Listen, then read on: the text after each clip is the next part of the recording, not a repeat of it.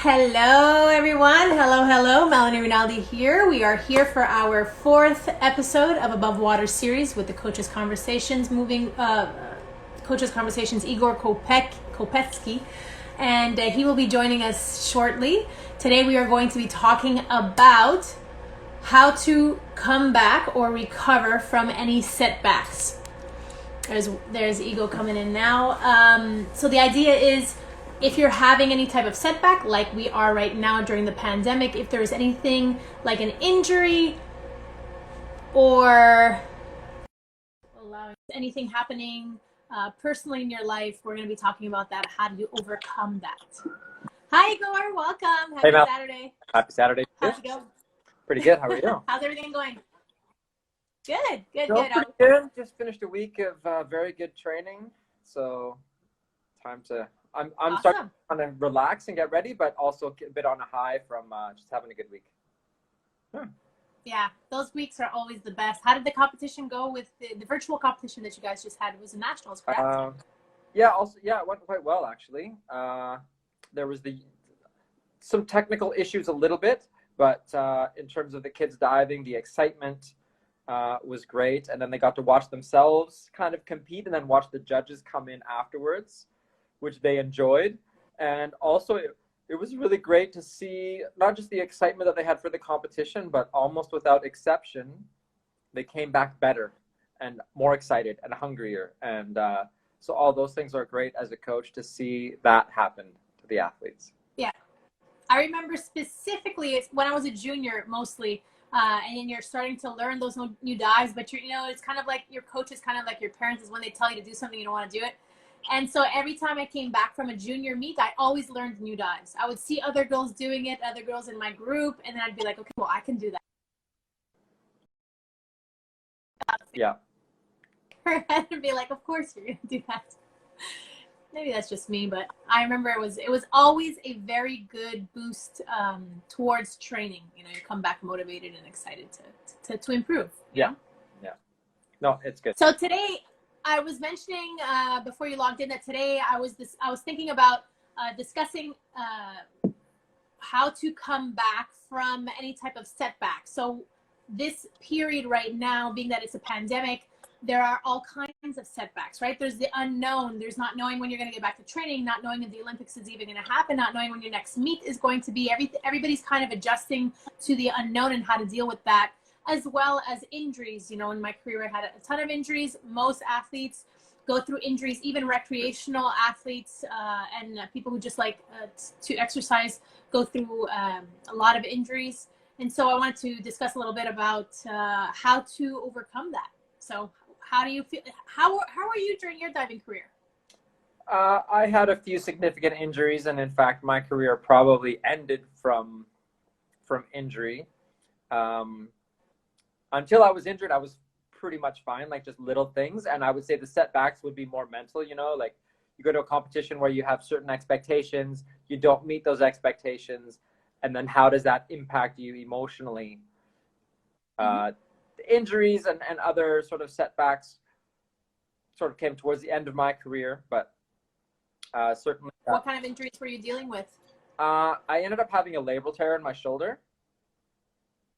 And so, like many divers still today, they're plagued with shoulder injuries. Yeah, pretty common injury, and but I didn't quite realize. Like, I just assumed it was nothing, so I kind of threw it a little bit too long, and then ended up needing surgery.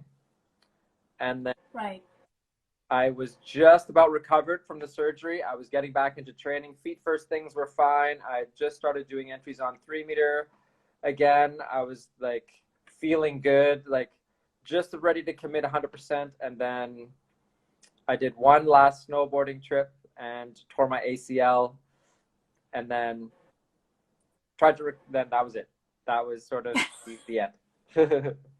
So I was going to say, when you have one setback, I think one of the themes is you want to be careful that you don't take one setback and put another setback into it. So like you get a double setback, and it's very easy, especially when you're down, to take kind of silly risks or to be frustrated and do things that injure yourself whether that is punching a wall or doing other things. Right. I think, you know, you need to be wary about that. And then, like kind of our topic, finding strategies to either distract yourself from some of that feeling, because some of, you know, when you're injured, it's like you've never wanted your sport more than when you're not able to do it because of an injury. Right, when you're held back. Yeah. So yeah, so finding some positive distractions, you know, looking at, you know, goals in your rehab, but then also finding ways to stay motivated or be motivated or find like remotivation. So do you remember what you did during that period when you were recovering from your shoulder surgery? Well, so I was snowboarding a lot. Well, now we know that we're recommending that you don't do something that can possibly injure you further or in a different way when you're recovering from a physical injury, right? Well, I'm going to qualify that because I think the snowboarding itself was fine, but I was doing it in too risky a way on that one particular day. So I was following an athlete who was a supreme snowboarder and super used to going in the snow park. And he was like just kind of coaching me to follow him through. But it was beyond my level and I had never tried it before. And so I was doing jumps that were like beyond my level. So I could go down. Right. You know? So it's doing something that is, you know, beyond possibly your level. In moderation. Yeah. So yeah. So maybe like, you know, when you're recovering from injury, when you're in a kind of a vulnerable state, maybe doing those things that are risky or that you want to, that might impact your training in a good way, in moderation, just to stay on the safer side. Yeah. Because we don't want to become hermits either, right? We don't want to be injured and then isolate ourselves entirely. Don't go out. Don't be social. Don't drive in a car. You know, don't go out for a run just in case you might get shin splints. You know, don't go out and have a good time with friends because you don't want to drink maybe and impact your nutrition. You know, balance is the key. I think even when you're recovering from injuries, that balance is the key to recovering both physically, emotionally, mentally, and, you know, some key factors in, you know, coming back from a setback. I would say for sure, a few just basic things would be, number one, reestablish your goals. So even short-term, long-term goals. Reestablishing goals is super important because it keeps you in a positive mindset. That goes on to number two, stay in a positive mindset. People say all the time, oh, stay positive, stay positive. Okay, how do you do that? How do you stay positive? So a couple of ways to stay positive that I've learned over the years and worked with other coaches has been write down things you're grateful for, write down things and reevaluate things you have been successful at. And that will turn the vision from negative in that moment to positive, I almost guarantee, like instantly. So the minute you start taking your focus away from everything that's wrong and everything that's negative and what's happening to you to more of like, okay, this year and the last, you know, couple of months, I've been able to achieve this, that, and the other.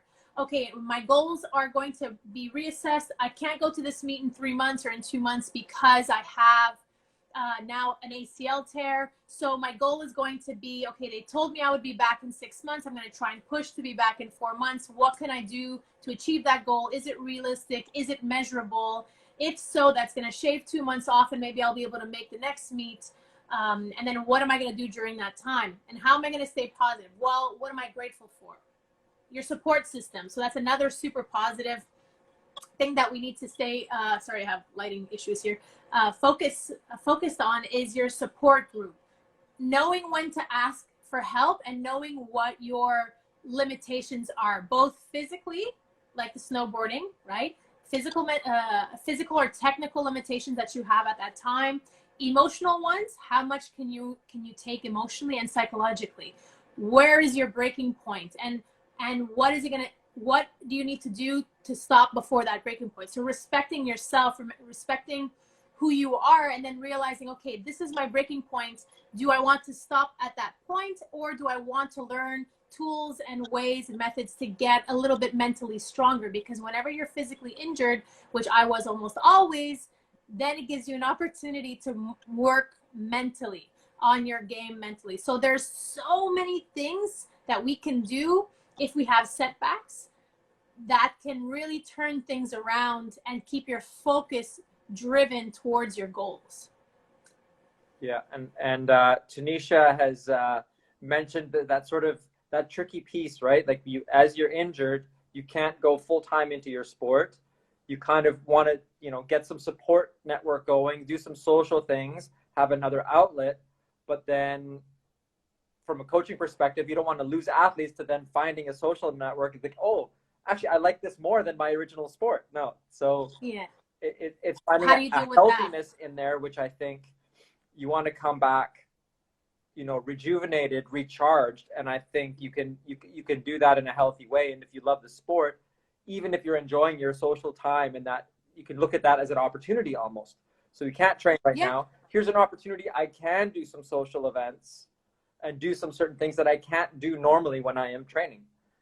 Yeah, absolutely. I mean, I remember there was a period, a very important period for me, where I was around 18. I think when I was transitioning to the Camo Club, right? From Montreal North to Camo Club.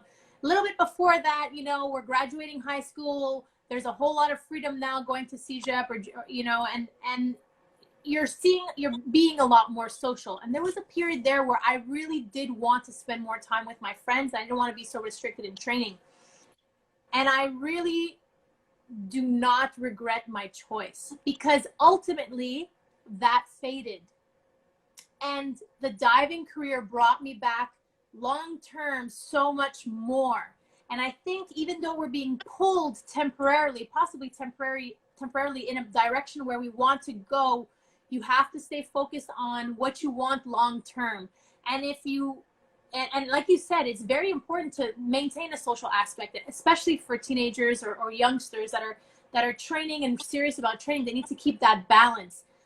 But just realize that where you need to stay focused on where you want to be long term 4 or 5 years from now, because that teenage era will pass, and what will you be left with?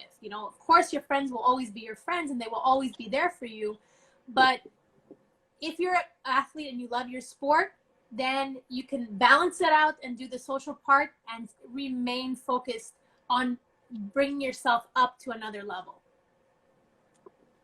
I talk to my husband all the time about the fact that there are teenagers that are Olympians, that there are 16-year-olds that go to the Olympics and win medals, and they are just on a superior level. Now, again, that's the 1% of the entire world's population, but there is a possibility you want to give yourself every possibility to reach your full potential. And even though we might be pulled because we might be discouraged or disheartened by a possible injury or a setback, you don't want to be pulled into that entirely. You want to give yourself some slack, but you also want to stay focused on what you want long term. If you love the sport and you really do want to be an athlete, that's why it's hard to be an athlete, because you have to make those sacrifices. Yeah, and I think when sometimes it's hard to see the possibilities when you're down. So it's useful to look at. I mean, the Olympics themselves are just a human inspiration in and of themselves. There's always these crazy stories of someone who's had all these setbacks, these crazy setbacks, and then they come and finally in there, they've made these incredible comebacks, and then they either win a medal or have these incredible performances. But it's kind of the older I get, the more interested I am in these sort of backstories that supplement the actual performances at the Olympics. So yeah, it's like the crazy ones, the speed skater who fell and he's the world record holder and he fell. Then the next Olympics he fell again, and it took him 3 tries to finally get a medal. Or Silken Laumann, who has a boat drive through her leg, breaking her leg a few months before the Olympics, and then instead of just collapsing, she comes back and is still able to get a bronze medal at the Olympics. Well, Laura Wilkinson breaks her foot 3 months before the Olympics, goes in and then competes, does a lot of visual work, did everything she needed to do outside of the physical training, and went to the Olympics and won as the underdog, right? Yep. She was still one of the best in the world, but she was definitely the underdog to win, and she won. And then she continued on, I believe having more injuries during her career, but continued to win world championships, World Cup, all these things. So perseverance for sure. And I think it's important to teach your people also, in your athletes, maybe look around, look at the YouTube videos. Now we have Netflix. There are so many wonderful tools to keep you motivated. Michael Jordan, There's a whole series on him on Netflix. If you watch that series, you will see his drive and determination to be the best when he wasn't in high school the best, not even close. And then in college, he wasn't the best either. And then he started to get better because he wanted it so bad and he made those sacrifices. Watching those stories of the underdogs, people coming back from injuries or setbacks or just not even having the talent that at the beginning and then working to get it, to strive for that top level, those are inspiring stories that will keep you motivated and keep you away from that negative mindset and keep you in the positive for sure. So anything else to add? I think we've got, I mean, it's, again, all of these things are easier to say than they are to do, but I think it comes down to what you mentioned earlier. You know, you kind of reset your goals, set small goals, like for short amounts of time, and chart your progress, because charting your progress is also, you can see where you were and how you're getting somewhere, and those are important elements. Yeah. Ask for help if you need it. Know your limits. Write down what your goals are, short-term, long-term, measurable goals, and then remind yourself what you're grateful for. Look at your positive achievements that you've had recently. Set your goals again to what you want. Increments, daily, weekly, monthly, depending on how down you feel about whatever's going on in your life. And surround yourself by people that will help you, uplift you, and be positive, and be one of those people for someone else too. So on that note, I think we can meet up next week and keep on going. Sounds good, Mel. Thanks for your time, Igor. Always a pleasure. I will see you next week. Have a wonderful training week. You too. Thanks for joining, everyone. Bye-bye.